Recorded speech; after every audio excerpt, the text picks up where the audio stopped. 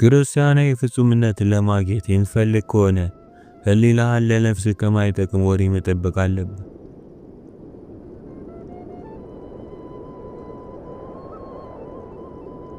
እንደ አጋጣሚ ሆኖ ዘመኑ የመረጃና የመረጃ ጥበብ ዘመን ነው። ዓለም በቲቪ፣ በመጽሐፍ፣ በጋዜጦች ብቻ ሳይሆን በመረጃ መረብ ጭምር የሚያጥለቀልቅ መረጃን ከምንጊዜውም በላይ እያቀረበችልን ነው።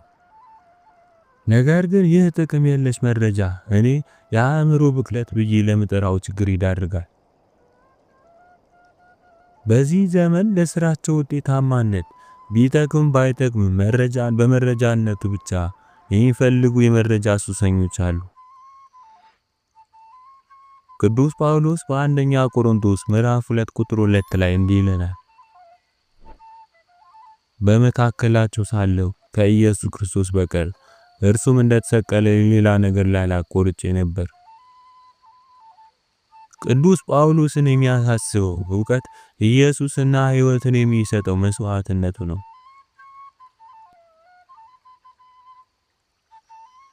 መክብብ ምዕራፍ 1 ቁጥር 18 ላይ ደግሞ በጥበብ መብዛት ትካዜ ይበዛልና ዕውቀትንም የሚጨምር ሐዘንን ይጨምራልና ይላል። ለጥቅም አልባ ዕውቀት የመጀመሪያው ምሳሌ ዜናን ከመጠን በላይ መመልከት ነው። በዙሪያችን ባለው ዓለም ላይ ምን እየሆነ እንዳለ ማወቅ መልካም ነው። ይሁንና ክርስቲያናዊ ፍጹምነት የሚፈልግ ከሆነ በየቦታው በእያንዳንዱ ደቂቃ የሚሆነውን እያንዳንዱን ነገር ስለማወቅ መጨነቅ ትርፍ ያለው ነገር አይደለም። ሰዎች ዜናን ለመስማት ካላቸው የማይረካ ጉጉትና ጥማት የተነሳ የቴሌቪዥን ጣቢያዎች የ24 ሰዓት ዜና ስርጭት ሊጀምሩ ችለዋል። የሬዲዮ ጣቢያዎችም ቀጥለውበታል። ይህን ምሳሌ ውሰዱ። የኦጄ ሲምፕሰን ተከታታይ የፍርድ ሂደት በዓለም ዙሪያ የነበሩ እጅግ ብዙ ሰዎች ከማንኛውም ክስተት በላይ ተመልክተውታል። የገና ጨዋታንስ ይሁን እረዳለሁ። ረጅም የፍርድ ሂደትን መከታተል ግን ምን ሊባል ይችላል?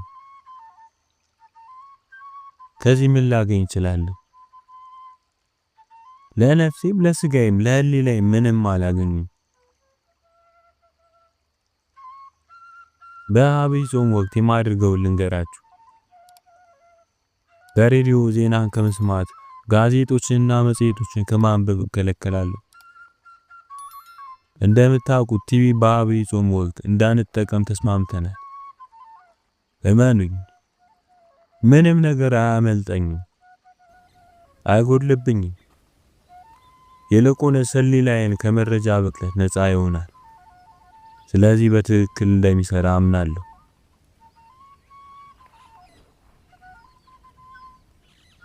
የአንድ መነኩሴ ታሪክ ሰምተን ነበር።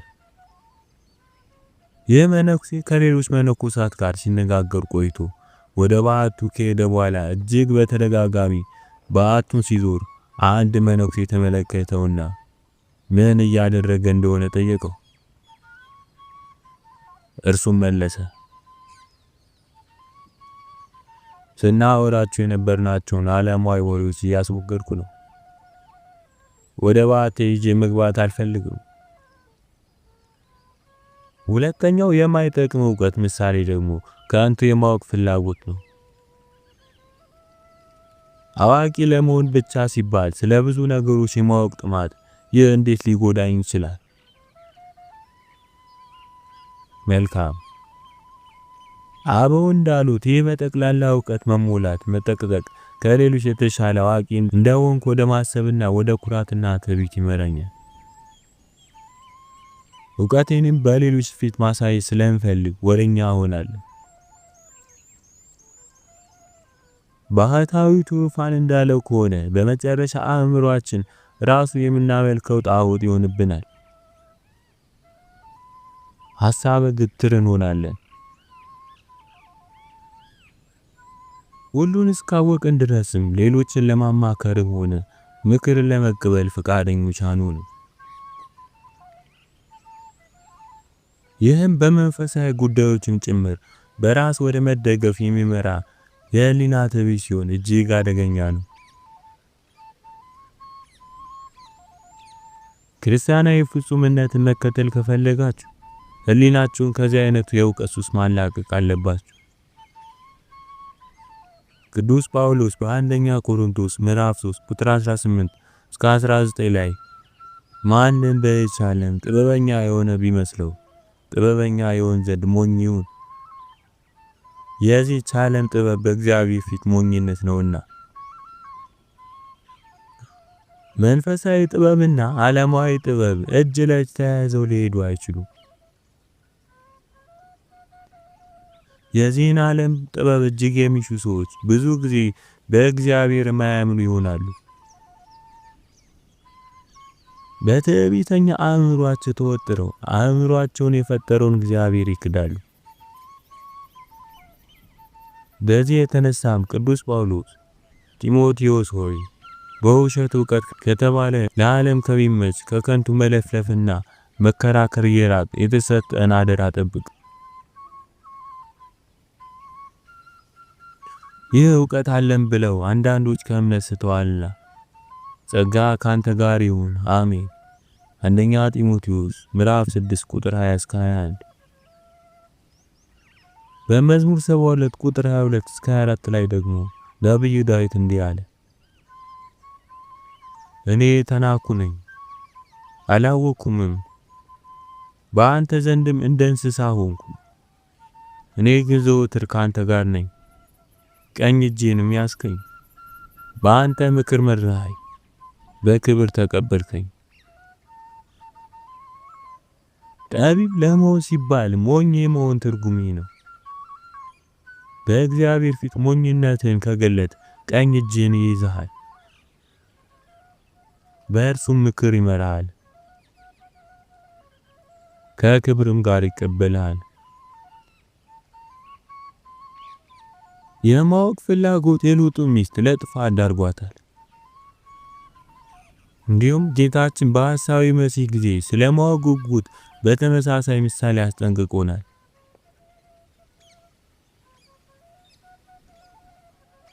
እንግዲህ በነብዩ በዳንኤል የተባለውን የጥፋትን ርኩሰት በተቀደሰችው ስፍራ ቆሞ ስታዩ አንባቢው ያስተውል። በዚያን ጊዜ በይሁዳ ያሉት ወደ ተራሮች ይሽሹ፣ በሰገነትም ያለ በቤት ያለውን ሊወስድ አይውረድ፣ በእርሻም ያለ ልብሱን ይወስድ ዘንድ ወደ ኋላው አይመለስ።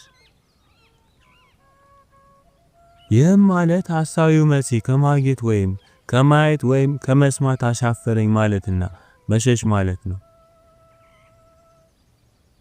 በጠንካራ የማወቅ ፍላጎት ለማየት የሚሞክሩ ሰዎች ግን እንደ ሎጥ ሚስት ይጠፋሉ።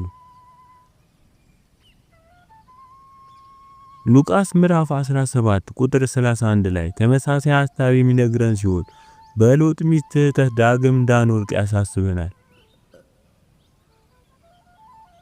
በዚያን ዕለት በዚያም ቀን በሰገነት ያለ በቤቱ ያለውን ቃል ሊወስድ አይውረድ፣ እንዲሁም በእርሻ ያለ ወደ ኋላው አይመለስ። የሎጥን ሚስት አስቧት።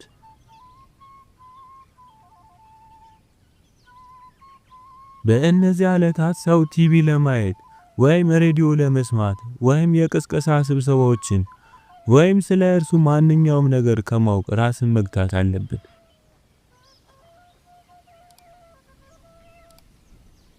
ቅዱስ ዮሐንስ አፈወርቅ ያስጠነቅቀናል። ሂዱ ግን አትመኑበት አላለም።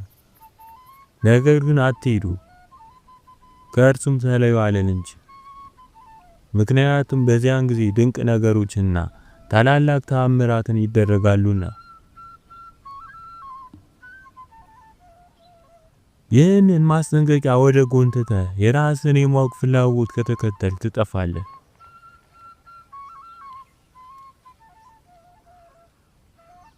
በአብይ ጾም ወቅት ቴሌቪዥን ከመመልከት መከልከል መልካም የሆነው ለዚህ ነው።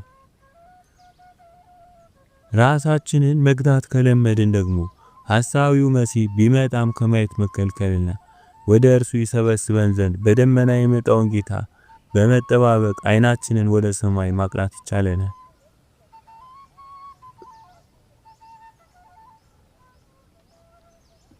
ሌላው የከፋ የማወቅ ፍላጎት ደግሞ ስለ አስማት፣ ጥንቆላና ስለመሳሰሉት የማወቅ ፍላጎት ነው።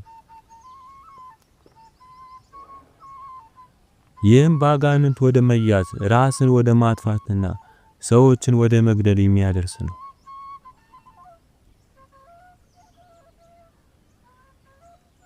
እስካሁን ጥቅም ስለሌለው እውቀት ተነጋገርን። አሁን ደግሞ እስቲ ስለ ጎጂ እውቀት እናውራ። ይህም ስለ ሌሎች ሰዎች የማወቅ ፍላጎት ሲሆን መጽሐፍ ቅዱስ በነገር የሚገባ የሚለው ነው።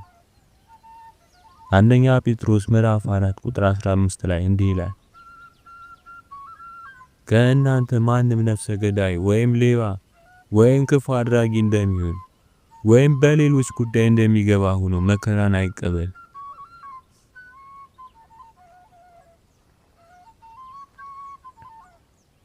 ስለ ሌሎች ሰዎች ጉዳይ የማወቅ ሱስ የአሉባልታና የሐሜት ስር ነው። ዲያብሎስ የሰውን ጉዳይ ለማወቅ የሚፈልጉትን ልትረዷቸው ስለምትችሉ ነው ብሎ ሊያሳምናችሁ ይችላል። ነገር ግን በምን አይነት በሽታ እንደታመመ ሳላቅ ለታመመ ሰው ልጸልይ ይችላል። አንድ ሰው ቤቱን በስንት እንደገዛው ሳላቅ ወደ አዲስ ቤቱ ሲዘዋወር ላግዘው ይችላል። አንድ ሰው ምን ያህል ደሞዝ እንደሚከፈለው ሳላቅ ስላገኘው አዲስ ስራ እንኳን ደስ ያለህ ልለው ይችላል።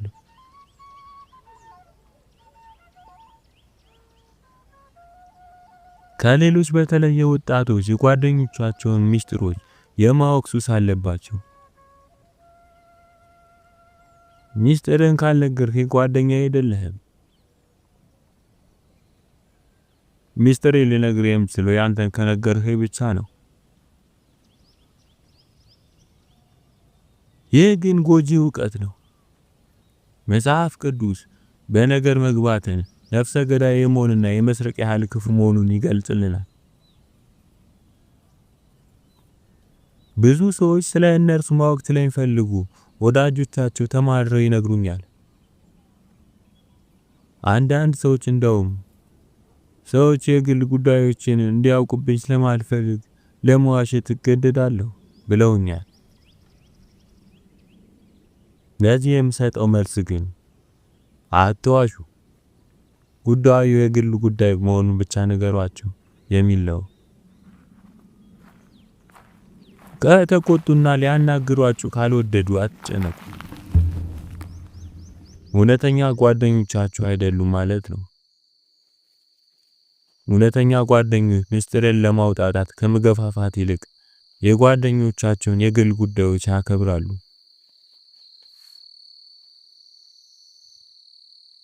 ሁላችንም መጽሐፍ ቅዱስ አንብበናል፣ ጥቅሶችንም እናስታውሳለን።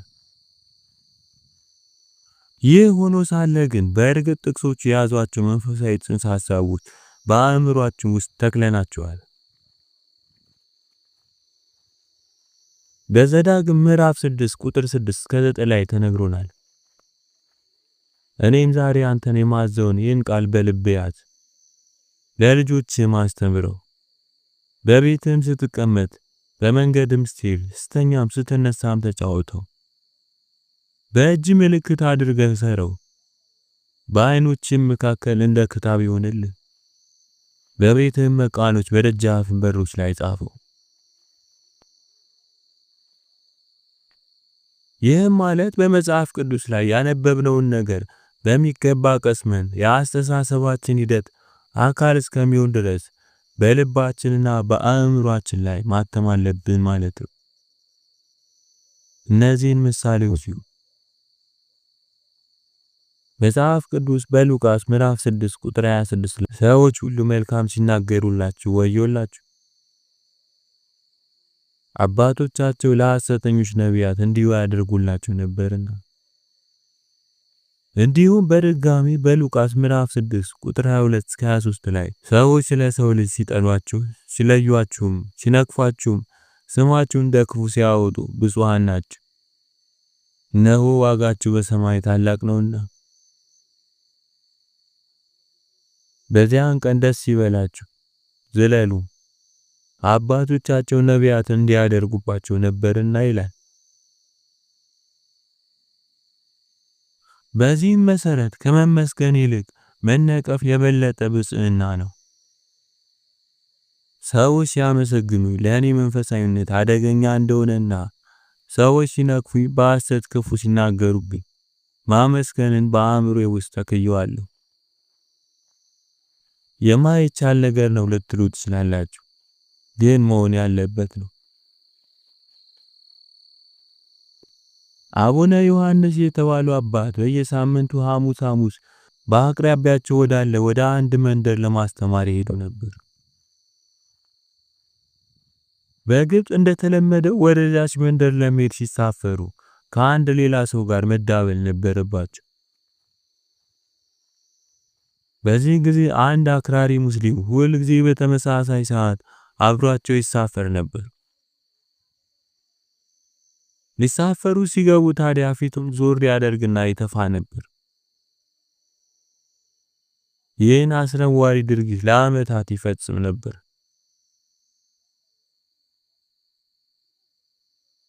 አንድ ቀን ጳጳሱ ሊሳፈሩ ሲመጡ ያ ሰው አልነበረም። አቡነ ዮሐንስ ከልባቸው አዝነው እግዚአብሔርን መጠየቅ ጀመሩ። ጌታዬ፣ ይህንን በረከት ለምን አስቀረህብኝ?